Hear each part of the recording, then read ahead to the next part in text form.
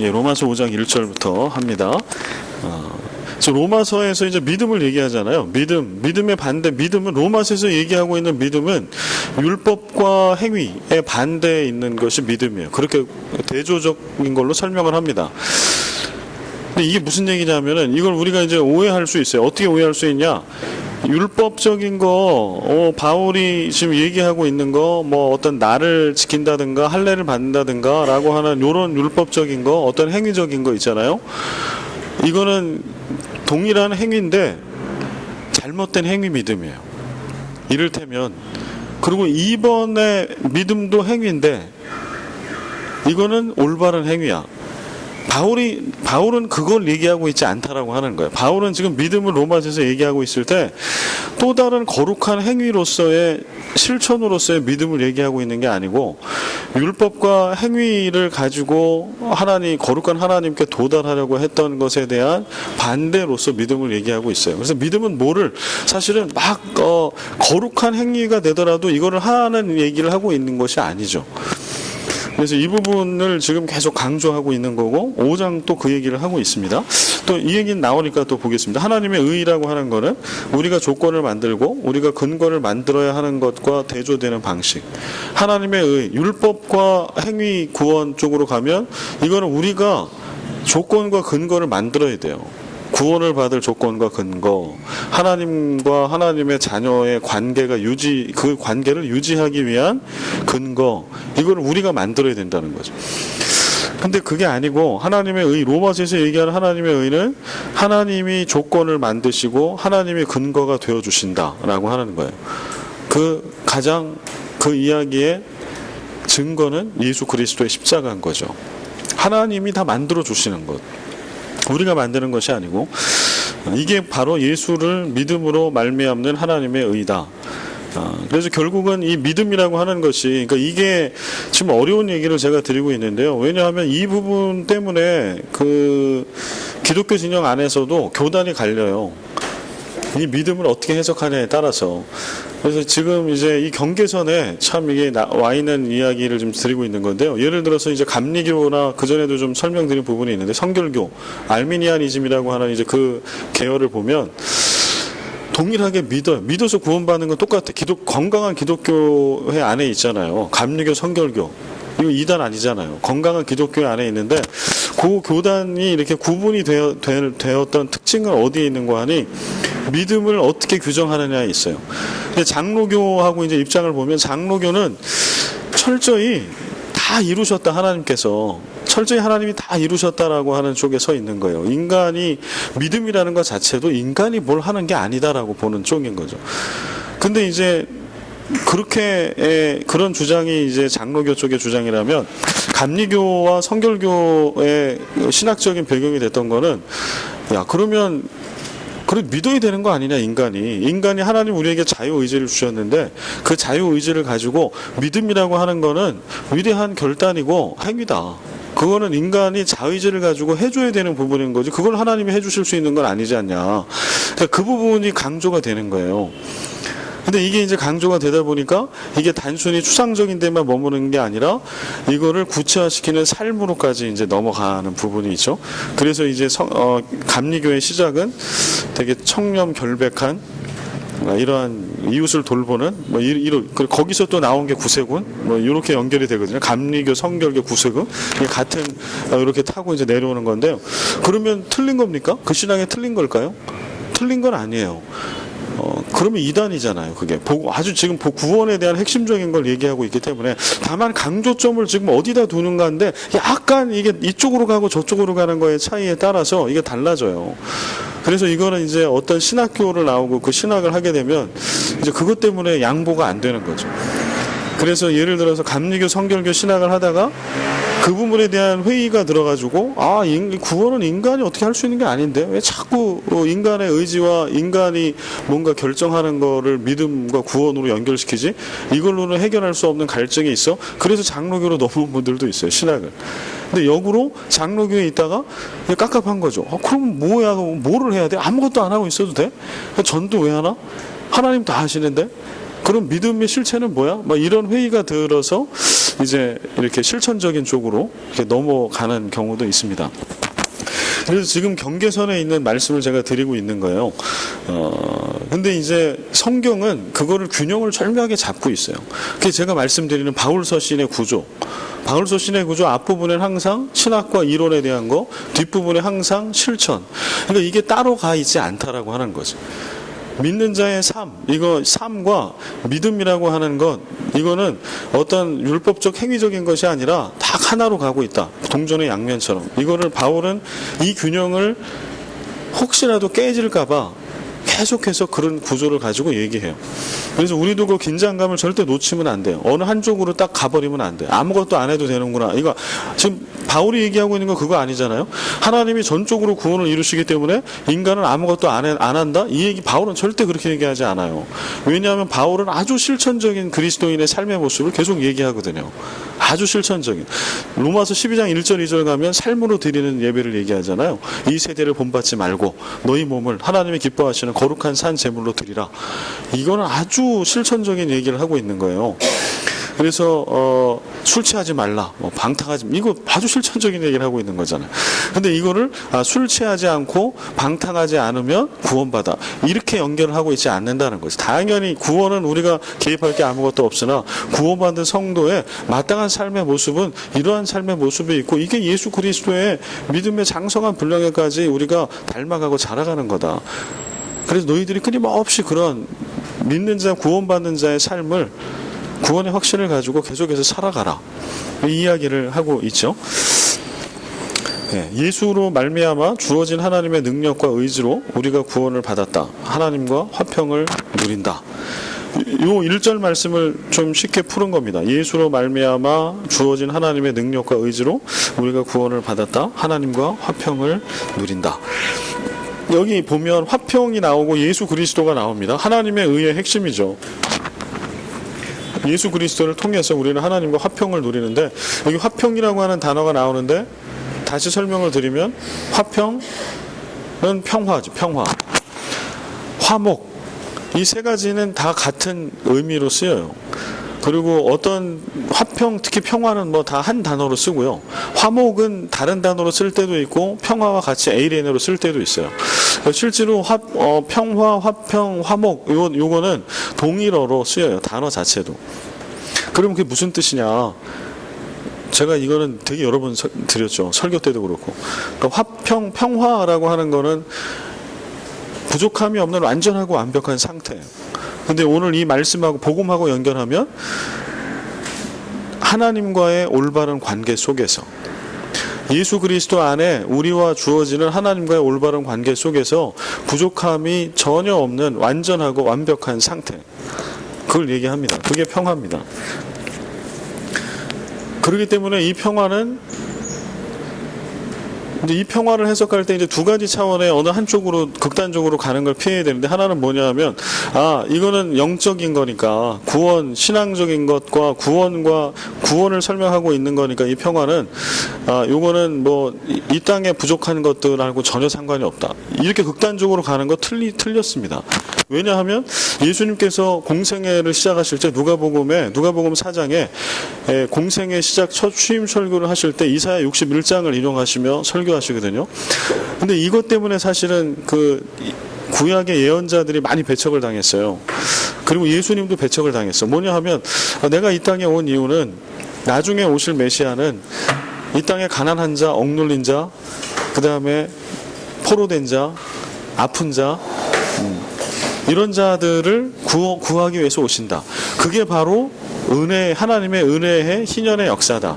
이제 이렇게 연결되어 있거든요.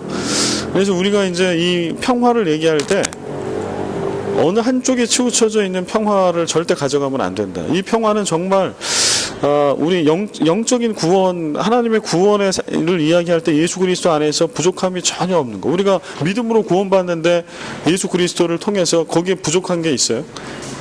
부족한 게 하나도 없죠. 바로 그런 완벽한, 완전한, 부족함이 없는 상태. 근데 이것은 그것만을 의미하지 않고 포괄적인 모든 것들을 다 포함해요. 그래서 이 땅 가운데 가난한 자가 있어, 병든 자가 있어, 눌린 자가 있어. 그럴 때 구약의 예언자들이 계속해서 얘기하고 있는 거는 하나님의 정의와 공의를 얘기하잖아요. 이게 다 하나의 울타리 안에 있는 거예요. 하나님의 정의와 공의는 그냥 예수 믿고 구원받는 것으로 절대 그치지 않는 부분이거든요. 그래서 이 땅 가운데 우리 모두가 희년에 우리 모든 빼앗겼던 것이 회복되는 것처럼 그러한 평화, 하나님의 정의와 공의가 공평하게 흐르는 그러한 상태, 이거를 우리 주님께서는, 우리 하나님께서는 우리가 누리기를 원하신다. 근데 이게 언제 완전하고 완벽한 평화가 이루어지느냐?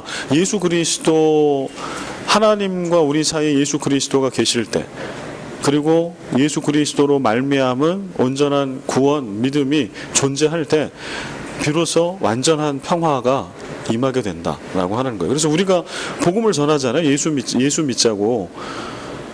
이거는 사실은 그냥 교회를 다니는 교인을 한 명 누리는 게 결코 아니에요. 이건 하나님의 구원에 우리가 동참하는 거고, 하나님의 평화를 이 땅 가운데 실천하는 거고 세워나가는 거예요. 어떤 면에서는.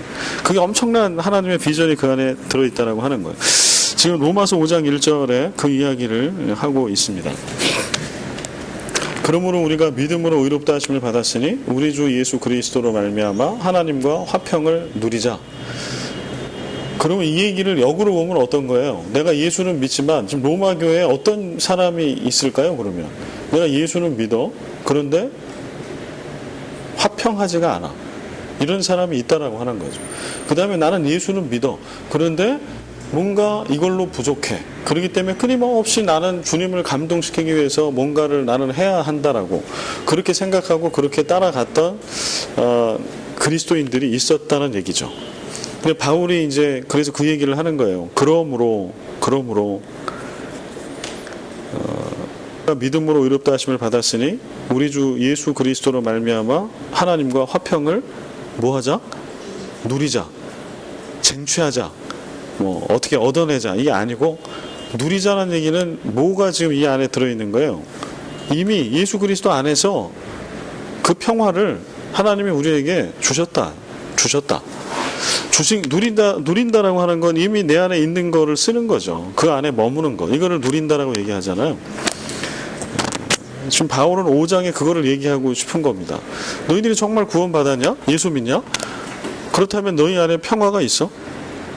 예수 그리스도 안에 하나님이 이미 너희에게 믿음 가운데 주신 평화, 이것은 어떤 노력으로 주어질 수도 있는 것도 아니고 만들어질 수도 없는데 그 온전한 평화가 이미 너희에게 주신 거야, 믿음으로. 그런데 너희 그거를 누리고 있냐? 누리자. 그게 그리스도인의 삶이다. 이거를 1절에 얘기하고 계속 그 얘기를 이제 할 겁니다. 2절 읽어볼까요? 시작. 우리가 믿음으로써 있는 이 은혜에 들어감을 얻었으며 하나님의 영광을 바라고 즐거워하느니라. 예. 또한 그로 말미암아 우리가 믿음으로 서 있는 이 은혜에 들어감을 얻었으며 하나님의 영광을 바라고 즐거워하느니라. 여기 은혜가 나옵니다. 은혜라고 하는 단어가 나오는데요. 은혜, 지난 주일 설교 때도 제가 말씀을 드렸고, 기독교는 은혜의 종교예요. 은혜의 종교. 그래서 기독교 신앙과 복음을 설명할 때 은혜를 빼고는 설명할 길이 없어요. 그래서 은혜가 뭔지, 은혜의 속성이 뭔지를 우리 분명히 알아야 합니다. 은혜는 뭐냐 하면 전제가 있어요. 받을 자격 없는 자에게 주어지는 사랑, 갚을 능력이 없는 자에게 주어지는 사랑. 앞에 주어는 하나님이죠. 하나님께서 받을 자격 없는 자, 갚을 능력 없는 자에게 베풀어 주시는 하나님의 호의, 사랑, 이걸 은혜라고 얘기를 해요. 그러니까 그 전제가 깔려 있다라고 하는 거죠. 받을 자격 없고 갚을 능력이 없는 거예요. 그러니까 은혜는 그런 거예요. 조건이 없는 거예요. 그러니까 조건 없는 사랑, 이게 아가페의 사랑이잖아요. 그래서 아가페라고 하는 거는 은혜가 그 안에 들어가 있는 사랑이죠. 필리아나 에로스 하면 이 안에는 조건이 들어가거든요. 심지어는 에로스 하면 남녀 간의 사랑이니까 뭐 그 차원을 얘기 안 하더라도 필리아의 사랑을 얘기하더라도 친구 간의 사랑, 부모와 내지는 가족 관계 속의 사랑, 이것도 되게 컨디셔널한 거잖아요, 이게. 그런데 아가페의 사랑으로 가고 은혜로 가면 거기는 조건과 단서가 없어져요. 그러니까 여기 2절에 또한 그로 말미암아 우리가 믿음으로 서 있는 이 은혜에 들어감을, 지금 뭐 앞에 무슨 수식어가 있지만 은혜에 들어가는 거잖아요. 결국은 앞에 뭐 막 있지만 우리가 은혜에 들어감을 얻었다. 하나님의 영광, 그리고 하나님의 영광을 바라고 즐거워한다. 그러니까 우리가 예수 안에 한 형제가 되고 자매가 되고 원수를 사랑해야 되고 우리가 피차 서로 종노릇해야 되고, 사실 이거는 다 이 기독교의 기본 진리 은혜에서 나오는 거예요. 그래서 우리가 어떻게 그리스도인이 됐는가, 우리가 어떤 은혜를 받았는가를 생각하면 우리가 어떤 삶을 살아야 하는가가 바로 나오죠. 근데 우리가 이제 자꾸 이걸 잊어버리는 거죠. 은혜를 받고 그리스도인이 돼버렸기 때문에, 일단은 이제 화장실에 들어갔다 나왔기 때문에 자꾸 잊어버리는 거예요. 그래서 우리가 받은 사랑은 은혜를 받은 건데, 자꾸 우리한테 나오는 거는 조건적인 뭐가 나오는 거예요. 근데 이게 이제 나중에 어떻게 되냐면, 은혜로 구원을 받았는데 나중에 이게 그런 틀 속에서 우리의 믿음이 재정의가 돼요. 그래서 믿음이 변질돼요. 자꾸 조건을 다는 믿음으로 변한다는 거예요. 그래서 한국 교회의 특별히 신앙을 보면 그렇게 변한 면이 있어요. 그래서 본질이 훼손된 면이, 그 초기에 한국 교회 막 부흥할 때 보면 초기는 정말 건강한 신앙으로 시작을 한 게 분명합니다.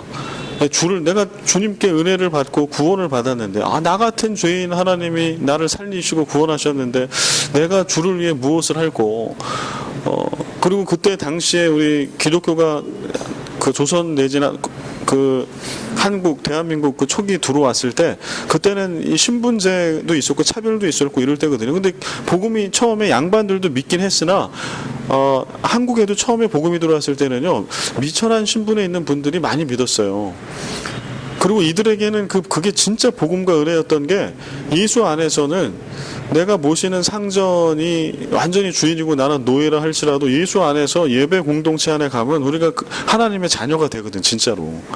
그러니 그런 은혜가 어디 있어요. 그래서 이제 그렇게 그런 은혜로 이제 실질 사회적으로도 이제 시작을 했기 때문에. 그런데 이게 처음에는 그렇게 거룩하게 시작해서 정말 받은 은혜에 감격해서 내가 어떻게 주를 위해서 믿을고, 그러면서 열심을 다 했죠. 열심을 다 해서 할 수 있는 모든 것을 다 해서 예수를 믿었는데, 그게 1세대의 믿음이라면, 이게 이제 2세대, 3세대 가면서 이제 나중에는 뭐가 되는고 하니, 처음에 진짜 은혜 받은 감격으로 무엇인가를 자연스럽게 자의로 이렇게 했다라고 하면, 이게 이제 2세대, 3세대 가면서 이게 하나의 룰이 되고 규칙이 돼요. 장로의 유전처럼. 예수를 잘 믿으니 거꾸로 가는 거지. 내가 그런 은혜를 받았기 때문에 새벽도 깨우고 헌금도 하고 봉사도 하고 직분도 감당하고 막 이렇게 순서가 이렇게 됐다면, 이제 그 이후에 예수를 믿게 되면서 이제 자연스럽게 내가 받은 건 뭐냐 하면, 하나님을 기쁘시게 해드리기 위해서는 해야 돼. 이거 해야 돼. 이거 해야 된다. 그러니까 그거를 그렇게 배운 세대는 그냥 이유를 모르고 하는 거예요. 그렇게 하면 진짜 하나님이 기뻐하시는가 보다. 그렇게 하면 하나님이 복 주시는가 보다. 그렇게 안 하면 하나님이 실망하시는가 보다. 물론 그렇게 하면 하나님 기뻐하시죠. 당연하죠. 왜 안 기뻐하시겠어요? 그러나 그런 어떠한 이렇게 믿어 저렇게 믿어야 할 때 1, 2, 3, 4, 5, 6, 7번 이것 때문에 하나님은 우리를 구원하신 적이 없다라고 하는 거예요. 그리고 오늘도 그것 때문에 하나님은 우리의 구원을 유지시켜 주셨다가 뺏었다 끊었다 절대 이렇게 안 하신다라고 하는 거예요. 그러니까 이제 이렇게 신앙이 변화되고 변질되다 보니까 지금 우리한테는 이제 구원관도 흔들려요, 사실은. 우리는 구원을 우리가 무슨 유지해야 될 걸로 생각해요. 구원은 우리의 노력으로 유지되는 게 아니에요. 애초에 하나님이 우리에게 주신 거고 우리가 노력해서 받은 게 아니고, 마찬가지로 오늘 우리에게 주어진 거는 잘 믿고 믿음 안에 평화를 누리며 살아가는 거지. 그리스도인으로서의 구원받은 자의 평화, 그 하나님의 자녀됨을 마음껏 누리며 자유함 가운데 살아가는 거죠. 그 안에 자유함은 어떤 자유함이 또 있어야 하냐 하면, 피차 서로 종로를 타는 거. 내가 자유를, 갈라디아서로 넘어가면요, 하나님 우리에게 자유를 주셨다. 예수 그리스도 안에서. 그 자유를 너희 어떻게 쓸래? 서로 종로를 타는 자유함을 그때 발휘해서 그렇게 써라. 이건 구속도 아니고 이건 율법도 아니에요. 은혜 받은 자가 마땅히 살아가야 될 그런 아름다운 모습들을 주시는 거예요. 그럴 때 우리는 우리 안에 구원에 대한 불안함이 있는 게 아니고 계속해서 안전하게 내가 예수 믿고 구원받은 거에 확신을 가지고 그렇게 살아갈 수 있는 거죠. 근데 이게 약간만 핀트가 잘못되면 서로 종노릇하라고 하는 것도 또 다른 율법이 되죠. 아, 나 하기 싫은데 내가 왜 얘한테 종노릇을 해야 되지? 이러면 이게 율법이 돼요, 또. 그러니까 믿음을 잘 해석해야 돼요. 로마서, 갈라디아서 뭐 얘기하는 믿음을 이게 잘못 해석하고 잘못 적용하면 또 다른 율법이 될 수 있다. 그래서 그거를 통해서 하나님과 안전한 관계를 유지하려고 할 수 있고, 그 모든 것은 다 틀린 거라고 하는 거예요. 네. 로마서 4장 6,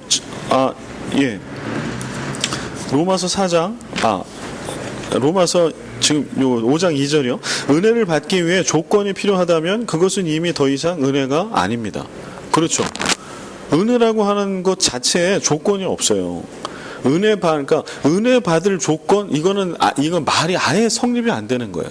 왜냐하면 은혜라고 하는 것 자체에 조건이 없이 주어지는 거기 때문에, 은혜라고 하는 게. 근데 거기에 은혜 받을 조건이 나와버리면 이것처럼 문법에 앞뒤가 안 맞는 말은 존재하지 않는 거죠. 그러니 은혜를 받기 위해 조건이 필요하다. 그래서 그 조건을 누군가 이야기하고 그게 우리 안에 딱 틀을 잡고 있으면 그거는 뭔가 우리는 복음을 많이 오해하고 있다. 한참 지금 떨어져 있다라고 봐야 합니다. 로마서 4장 6절에서 8절 읽어보겠습니다. 시작.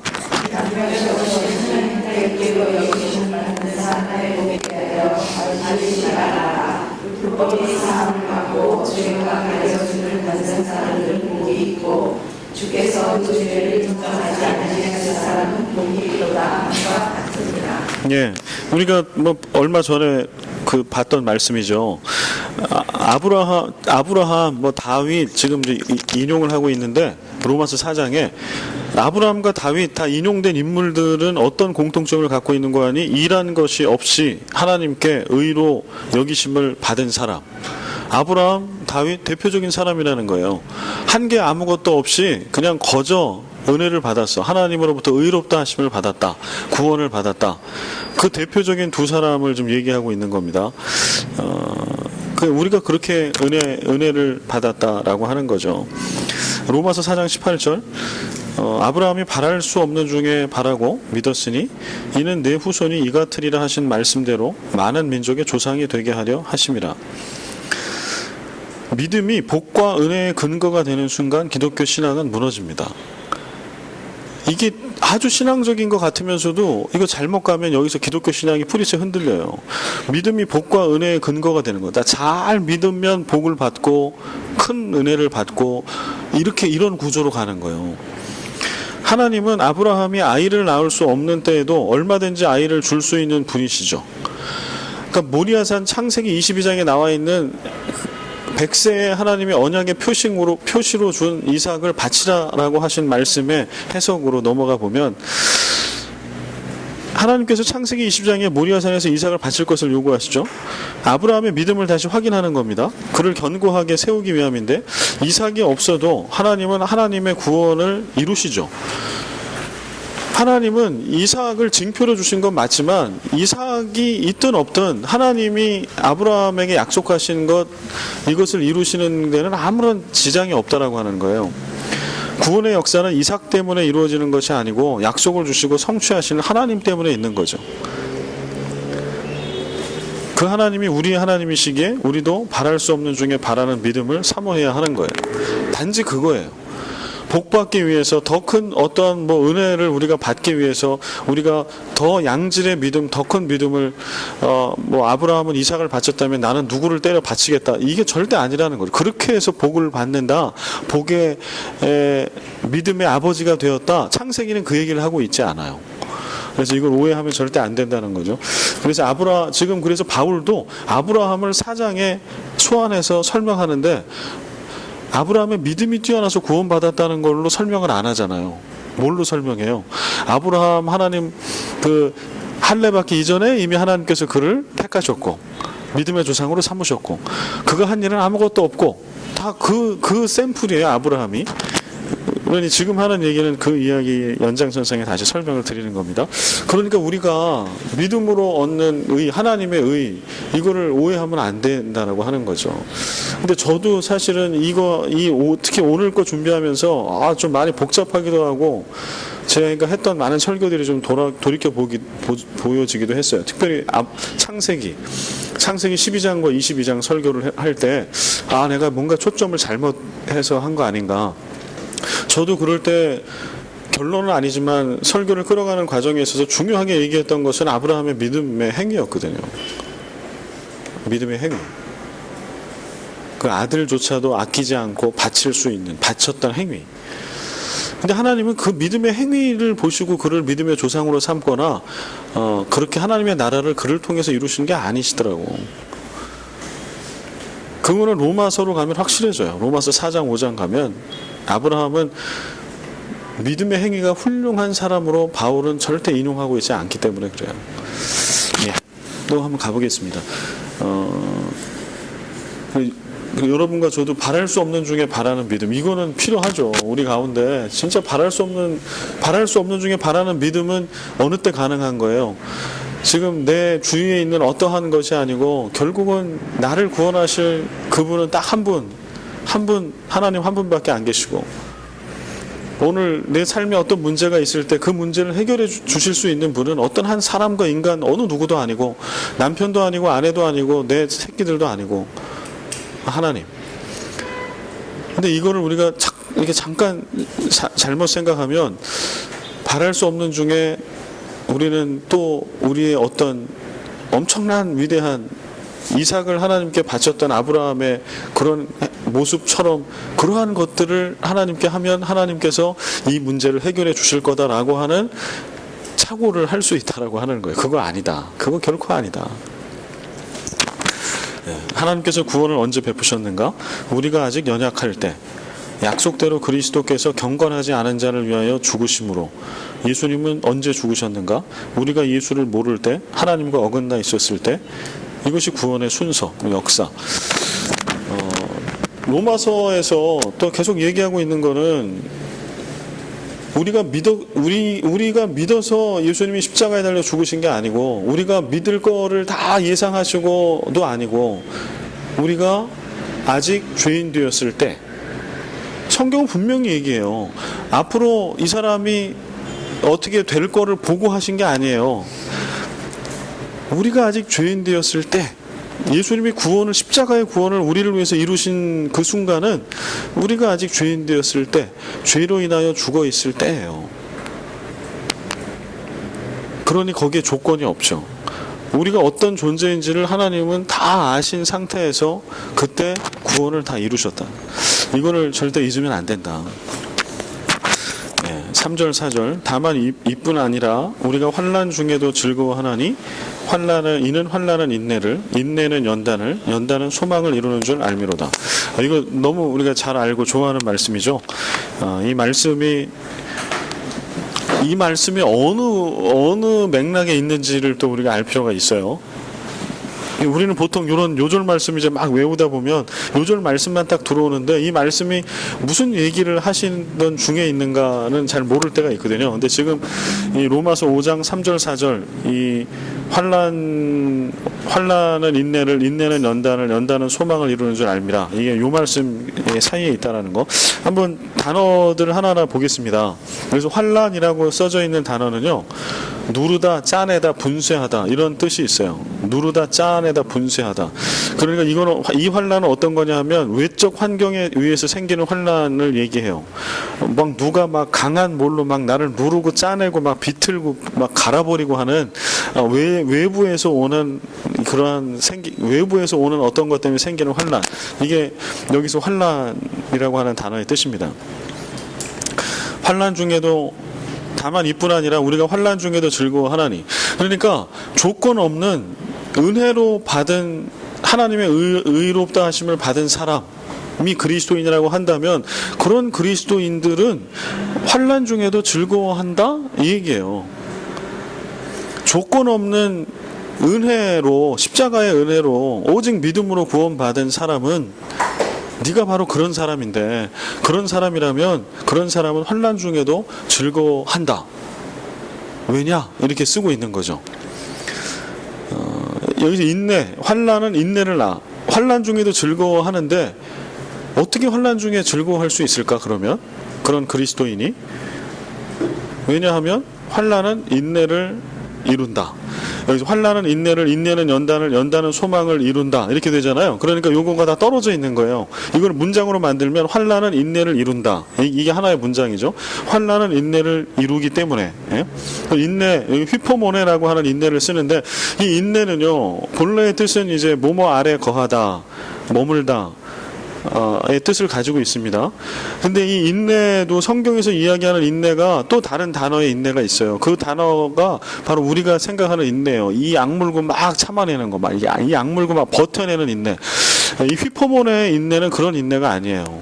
이 인내는 사실 인내 저 너머에 있는 인내를 얘기하는 건데, 이 기다림과 관련이 돼 있다. 이거 이를 악물고 막 참아내는 인내가 아니라, 제가 어디다 써놨지 그거? 그 야고보서 1장 2절 4절 그 써져 있는 밑에 환난은 동굴이 아니라 터널이다. 찾으셨나요? 5절 말씀 위에. 이건 제가 한 얘기가 아니고 이지선 자매가 그렇게 얘기를 했더라고. 환난은 동굴이 아니라 터널, 동굴이 아니라, 인생은 동굴이 아니라 터널입니다. 이런 얘기를 했더라고요. 그 자매가. 그 화상 입고 있잖아요. 그 자매가 이제 최근에 그 기사를 보니까 한동대 교수가 됐대요.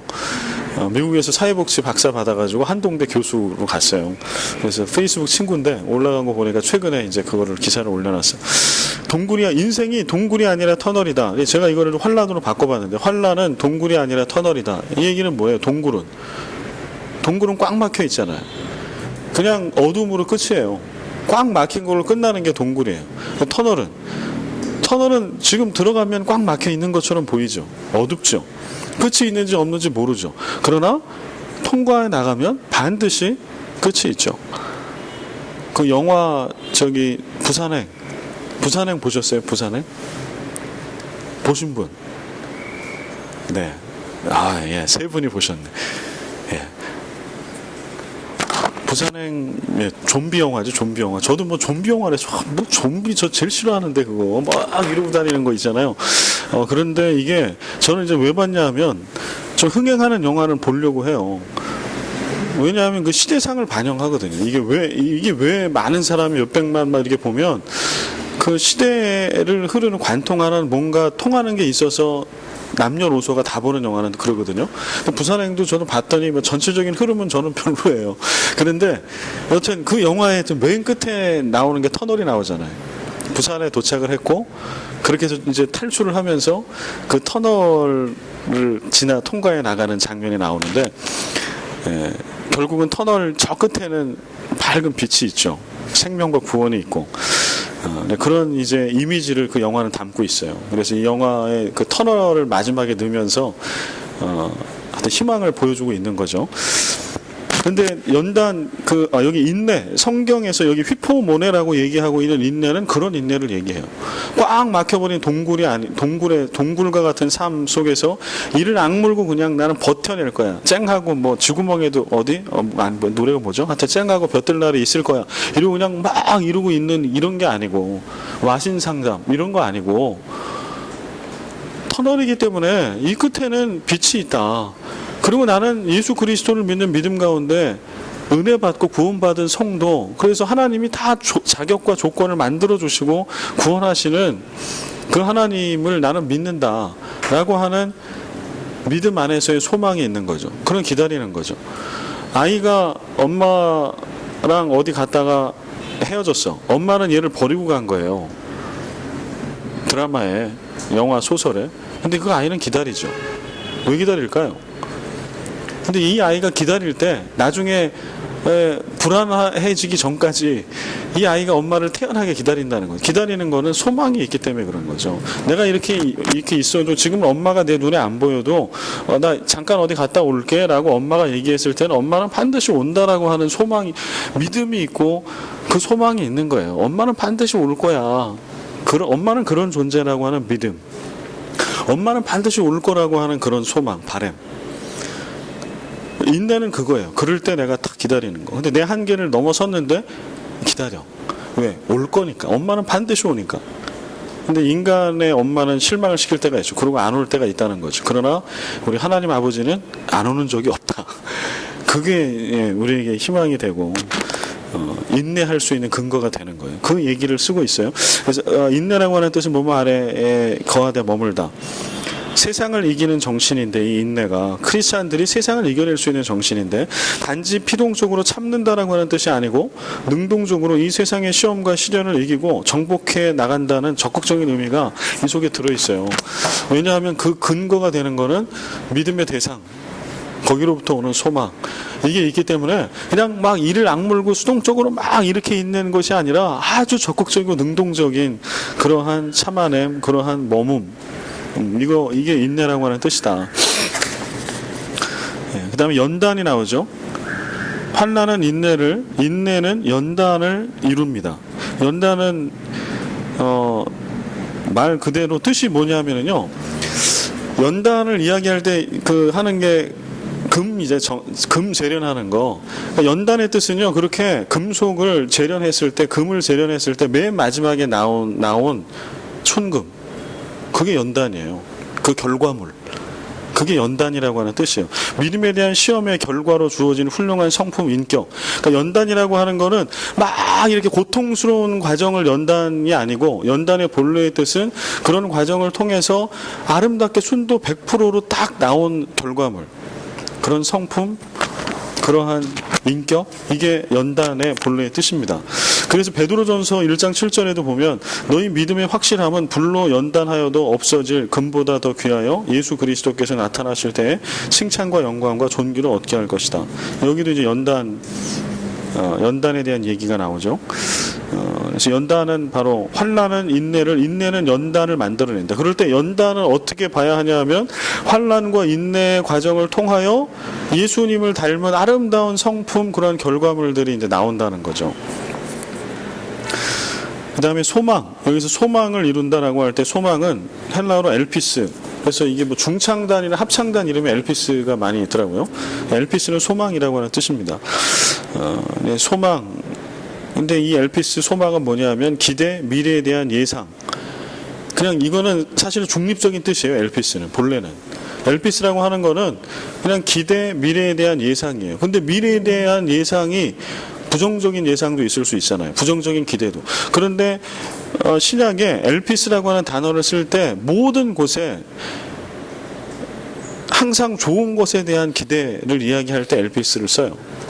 본래 엘피스라고 하는 거는 그냥 미래에 대한 기대 내지는 예상인데, 성경에서 엘피스, 이 기대, 소망을 쓸 때는 반드시 좋은 것에 대한 기대를 나타내고 있다고 하는 것.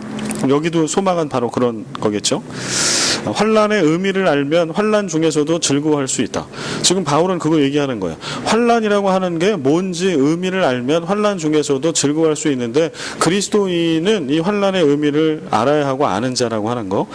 야고보서 1장 2절과 4절이 아주 비슷한 얘기를 해요. 야고보 사도가. 같이 읽겠습니다. 시작. 내 형제들아, 너희가 여러 가지 시험을 당하거든 온전히 기쁘게 여기라. 이는 너희의 믿음의 시련이 인내를 만들어내는 줄 너희가 알리라. 인내를 온전히 이루라. 인내는 너희를 온전하고 위하여 조금도 부족함이 하게 하느니라. 예, 아멘. 여기 보면은 뭐 다 똑같은데 환난과 시험만 좀 다르네, 그죠? 시작이. 로마서에는 좀 환난으로 시작을 하는데, 야고보서는 시험을 당하거든 온전히 기쁘게 여기라. 그 다음에 시련이 인내를, 믿음의 시련, 시험이 인내가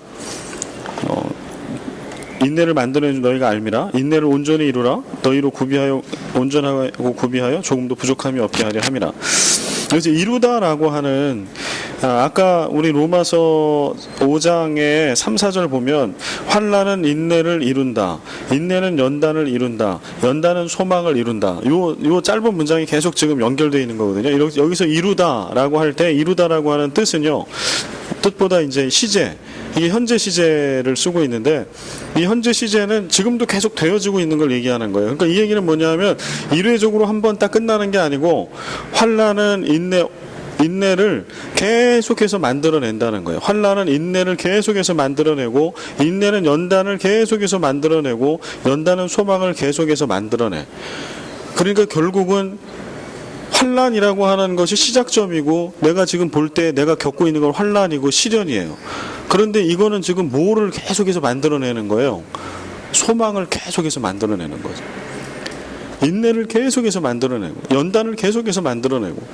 그러니까 지금 우리가 피상적으로 그냥 이렇게 경험하고 있는 환난이라고 하는 거, 시련이라고 하는 거는, 이거는 쓴 거잖아요. 이거는 버리고 싶은 거고 피하고 싶은 게 분명하죠. 환난이 달 수는 없잖아요. 그러니까 지금 여기도 환난 중에도 즐거워한다라고 하면, 이거 누가 환난을 즐거워해요? 환난을 즐거워할 수 있는 거리가 절대 될 수 없죠.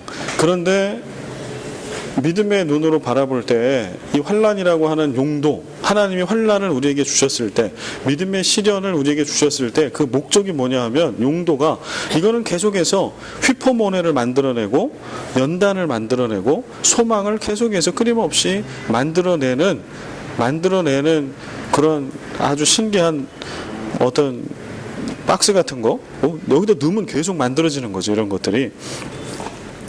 환난의 의미를 아는 이들은 바울처럼 환난 중에서도 기뻐하고 즐거워할 수 있게 된다.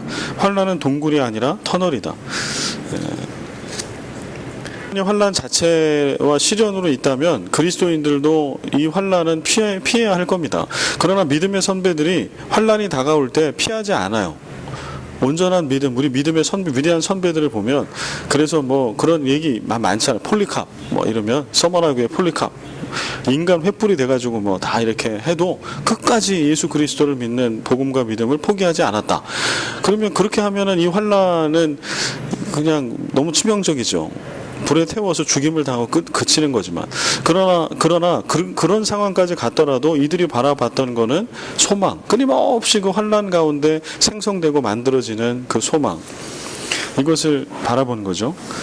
또 인내와 연단, 이것도 결코 부정적인 의미로 입술을 꽉 깨물고 그냥 막 버티는 거를 결코 얘기하고 있지 않다.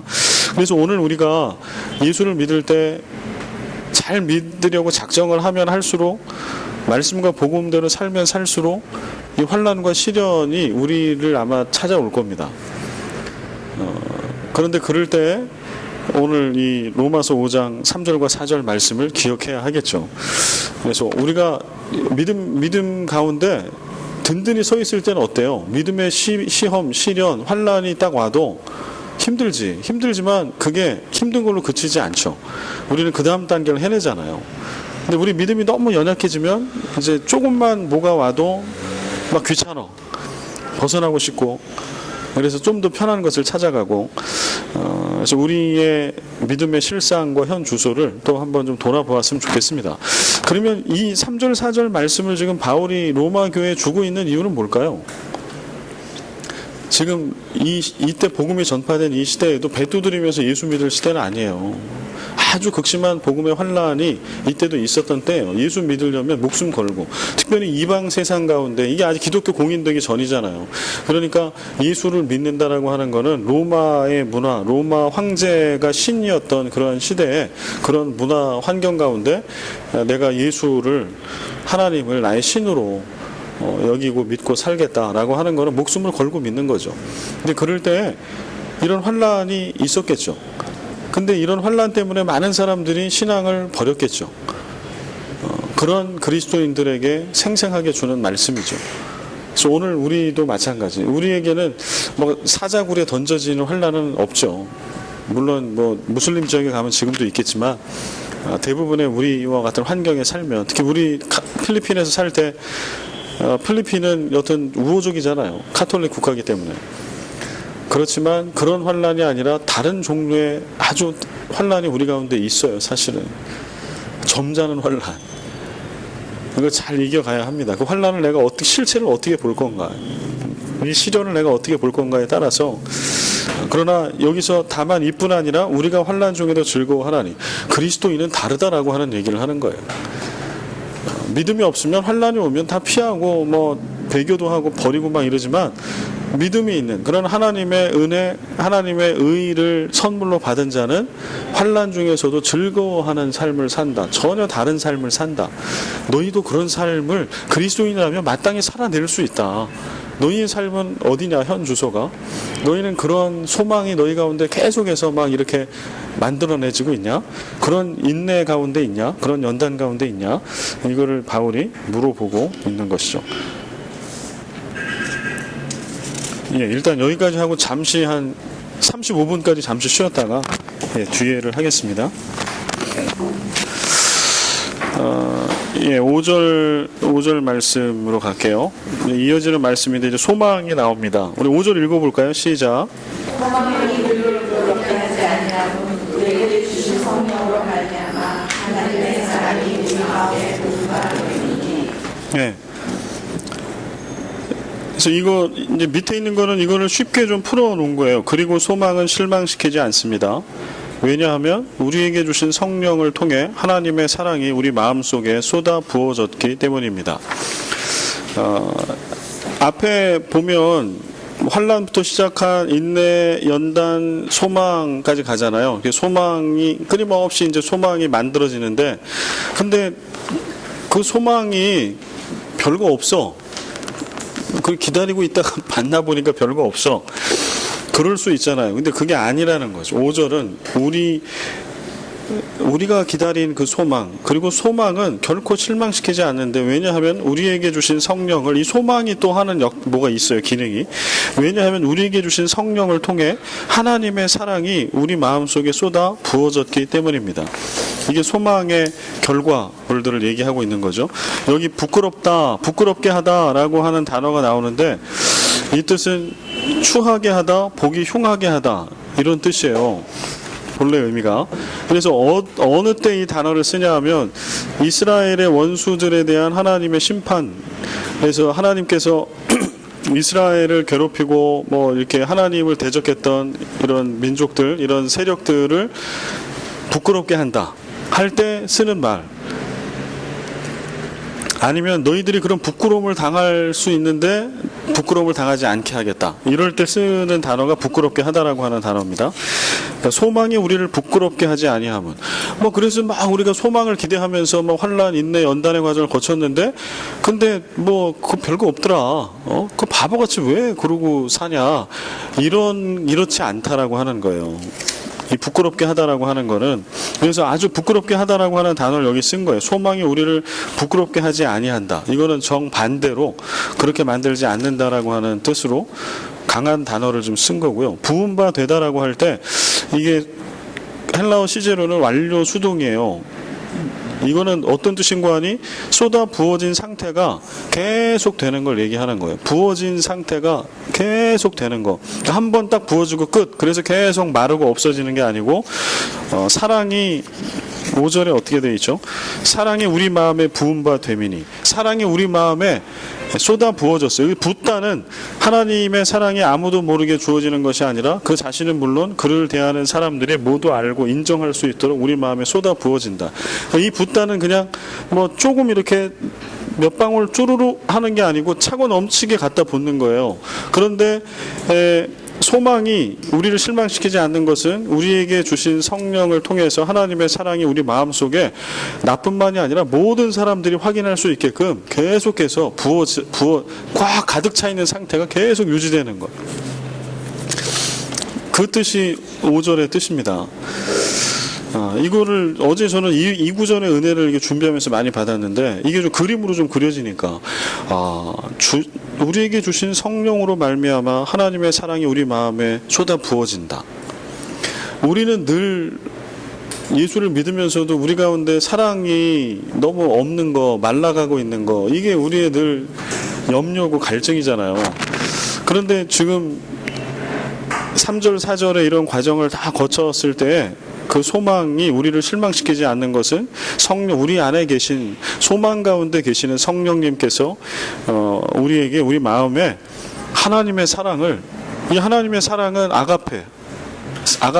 이 사랑은 아가페의 사랑, 우리 마음 속에 차고 넘치게 계속해서 그 상태를 유지시켜 주신다라고 하는 거예요. 그러니까 제가 이 말씀을 이렇게 좀 풀어 쓰면서 들었던 생각이, 예수 잘 믿는 분들 있잖아요. 믿음의 선배들. 이분을 보면 도대체 어디에 기뻐할 거리가 없는 것 같은데 매일 웃고 다니시는 분이 있어요. 마음에 늘 평온함이 있고, 없는데 갖다 퍼주고 좋다고 그러고. 나는 그런 분들이 좀 떠올랐어요. 이렇게 몇 분이. 그래서 예수 믿고 은혜를 받고 막 이러면, 그럴 수 있는 이유는 인위적으로 막 이렇게 해서가 아니라 이런 역사가 그분의 내면에 벌어지고 있기 때문에 그런 거구나. 근데 그게 우리도 보여지고 느껴지는 분들이 있어요. 도대체 기뻐할 상황도 아니고 즐거워할 상황도 아니고, 그런데 그분의 일상 속에서 보면 뭔가 막 샘솟은, 뭔가 막 차고 넘치는 거 있는 거죠. 그래서 저는 비교해 보니까 이런 상태가 아닌 것 같아요. 아닌 것 같아서 이런 상태까지 내가 어떻게 가야 되나? 아직도 내가 누림이 부족한가? 여러 가지 좀 생각과 고민을 좀 하게 됐는데요. 여러분들께서도 지금 요 상태, 잘 믿으면 우리에게 주어지는 상태.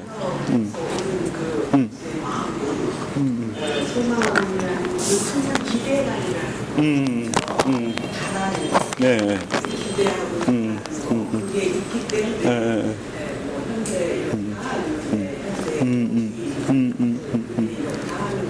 소망이 지금 현재 나한테 와닿아 있다는 건 아닌 거. 지금 이거 그렇죠. 지금은 환란인 거죠. 환란. 소망이라는 거는 항상 우리의 온전을 가져다 주고 우리의 바라는 거, 기대감과 바람이 있다는 걸 이제하고 저게 부끄럽게 하지 않고 소망이 나를 부끄럽게 안 한다. 그래서 소망은 기대와 바람이 되는 게 아니에요. 예. 그렇게 이제 말씀 연결을 해주시니까 좀 더 선명하게 다가옵니다. 그죠? 그래서 앞에 제가 소망을 설명해 드릴 때 이제 기대와 미래에 대한 예상인데, 성경에서 쓰는 엘피스 소망은 항상 밝은 것, 좋은 것에 대한 기대거든요. 그러면 이 소망이 바로 그런 거죠. 그런 미래에, 지금의 내 삶의 자리는 환란과 시련 가운데 있을지라도 하나님께서 이루실 그러한 밝은 기대감, 이런 것들이 있을 때 이것이 우리를 실망시키는 것이 아니고, 이것이 오늘 우리 안에 하나님의 사랑이 차고 부어 넘치게 하는 것들을 나뿐만이 아니라 모든 이들이 다 경험하게 해준다. 또 그거를 확인해 보는 것도 하나의 방법일 수 있겠습니다. 우리 가운데 그런 소망이 있는가? 그러면 이 소망은 저절로 소망에서 생기는 게 아니라고 얘기하고 있는 거거든요. 그냥 우리가 이 소망을 우리는 이렇게 생각하잖아요. 우리가 그냥 갖는 기대감, 원함, 이런 뭘 얻고 싶어. 그럼 우리는 이거를 소망한다 이렇게 하잖아요. 얘를 좋은 집을 갖고 싶다, 내지는 뭘 한다라고 할 때. 근데 지금 이 소망은 그런 소망하고는 좀 다르죠. 내가 무엇인가를 성취하려고 하는 소망이 아니라 이루어질 것에, 하나님이 이루실 것에 대한, 미래에 되어질 것에 대한 이러한 기대감. 좋은 말씀이십니다. 감사합니다. 다음에 6절로 가겠습니다. 우리가 아직 연약할 때에 기약대로 그리스도께서 경건하지 않은 자를 위하여 죽으셨도다.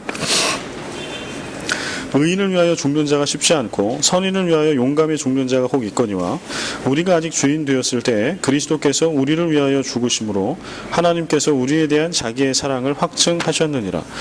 이 말씀도 5장 8절 말씀, 아주 요절 말씀 중에 하나죠. 그래서 이 말씀도 지금 5장의 맥락 속에 나온다라고 하는 거. 그래서 우리가 아직 연약할 때, 우리가 아직 죄인 되었을 때, 다 같은 표현, 같은 뜻을 좀 다르게 쓰고 있죠. 기약대로 그리스도께서 경건하지 않은 자를 위하여 죽으셨고, 6절에 8절은 우리를 위하여 죽으심으로 하나님께서 우리에 대한 자기의 사랑을 확증하셨다. 여기 우리에 대한 자기의 사랑, 아가페의 사랑을 얘기합니다. 우리에 대한 하나님의 사랑, 본래 사랑이란 사랑을 베푸는 자에게 이유와 원인이 있는 거죠. 사랑을 받는 자에게 이유와 원인이 있어야 하는 것은 아닙니다. 특별히 아가페의 사랑은 확실합니다. 우리를 향한 하나님의 사랑은 그와 같은 거예요. 근데 우리는 이제 우리에게 사랑을 주시고 사랑하시는 분보다는 이제 이게 율법으로 넘어가면 어떻게 하면 내가 그 사랑을 받을까로 가는 거죠. 그래서 이거는 이제 전혀 다르다라고 하는 거예요. 그거를 지금 확실히 또 이야기해주고 있는 게, 우리가 어떤 상태에 있을 때 하나님이 우리를 사랑하셨냐, 그거를 보면 우리가 이게 도달해서 얻어질 수 있는 것인지 아닌지를 알 수 있다. 그래서 또 바울은 이야기하는 거예요. 우리가 아직 연약할 때, 아직 죄인 되었을 때, 우리가 그리스도의 사랑, 예수 그리스도를 통한 하나님의 사랑을 받았던 때는 그때다. 이거 아까 다 말씀드렸던 이야기죠. 1절에 그러므로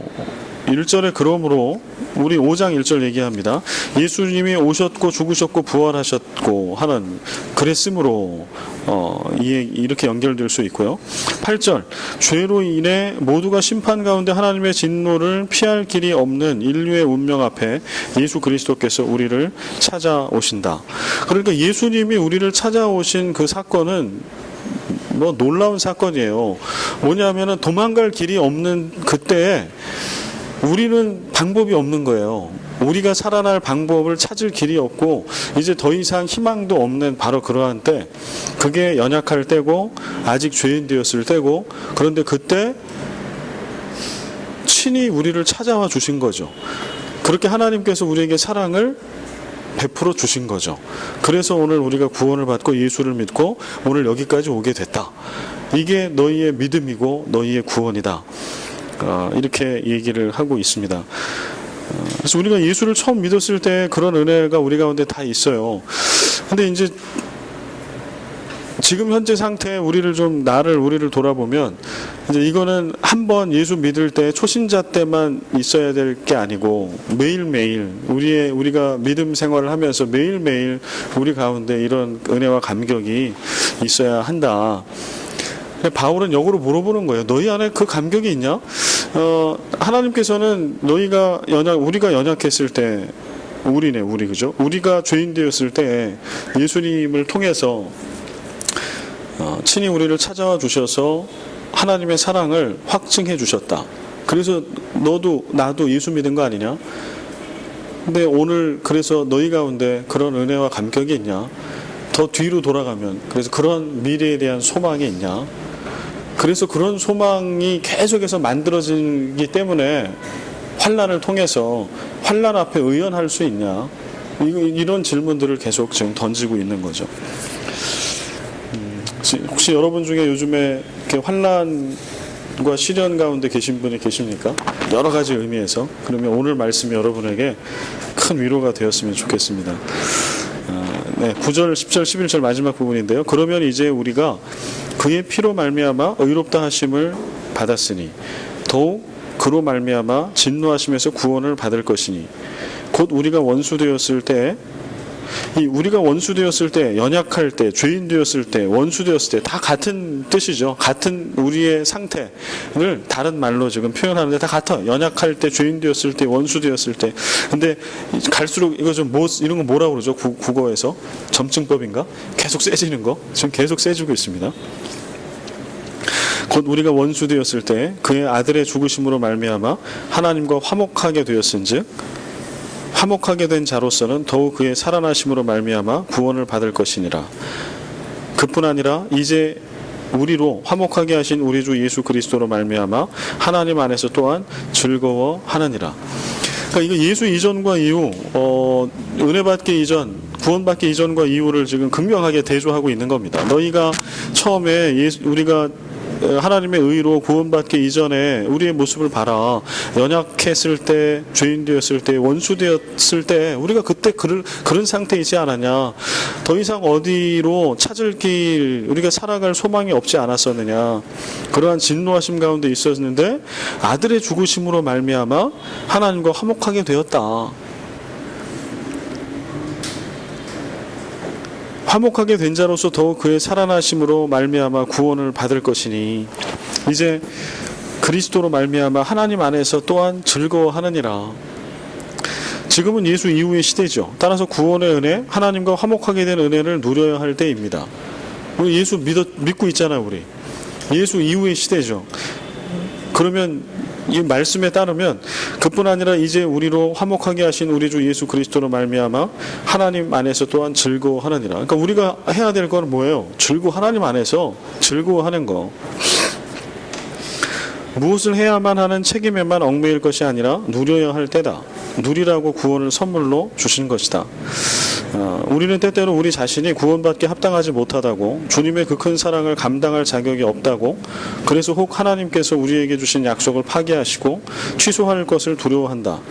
그럴 때 우리는 예수 그리스도 안에서 담력을 얻어야 할 것이다.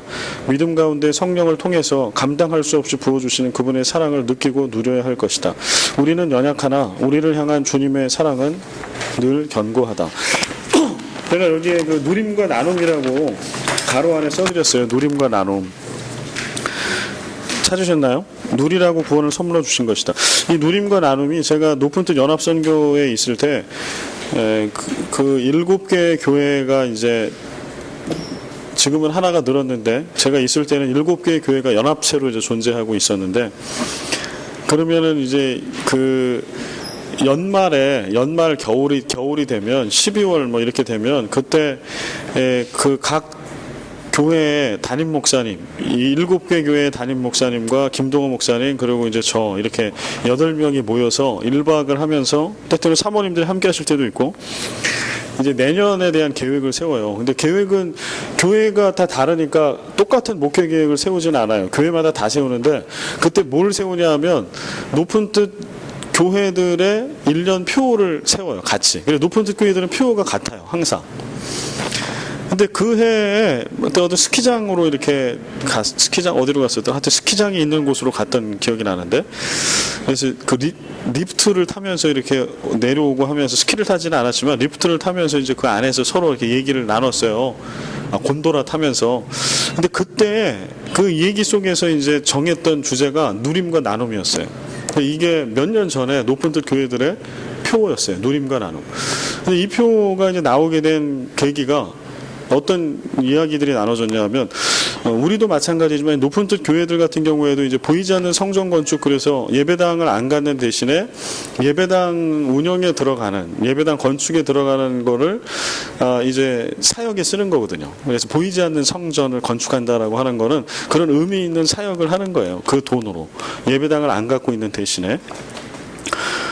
근데 그러다 보니까 이제 그 높은 뜻 교회 안에는 뭐가 있냐 하면, 항상 누리는 것보다는, 그리스도인으로 누리기보다는 뭐 누릴 근거도 없고, 뭐 건물이 없으니까 학교 강당을 빌려서 예배 드려야 되니까 1년 예산이 50억 70억 이렇게 돼도 자기 건물이 없잖아요. 그러니까 주일날 강당에서 예배 드려야 되고 학교 건물을 써야 되니까 매주, 우리도 그랬던 적이 있잖아요. 인슐라에서 했던 때랑 똑같은 거예요. 매주 막 한 50억, 70억 예산이 있어도 매주 그냥 그 건물 가서 다 쓰고 다시 원위치 다 해주고 다시 빠져야 되고, 식당도 없으니까 밥 먹을 데도 없으니까 뭐 교육자나 교회학교 교사 찬양대 다 김밥 뭐 한 2-3줄 갖다가 하루 종일 그거 먹고, 그것도 따뜻하게 먹을 자리도 없고, 그거를 지금까지 계속 하고 있어요, 높은 교회들은.